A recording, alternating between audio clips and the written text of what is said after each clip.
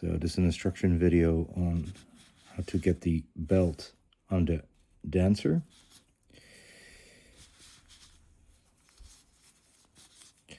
You first slide in her feet, each side. Don't pull it, because her underside of her legs are the weakest part always, because they're very thin.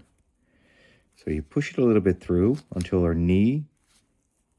You can just about grab it and just gently pull it through. As you can see, it makes up more space on this side. You do the same. And then you carefully just pull her through. And now she's in.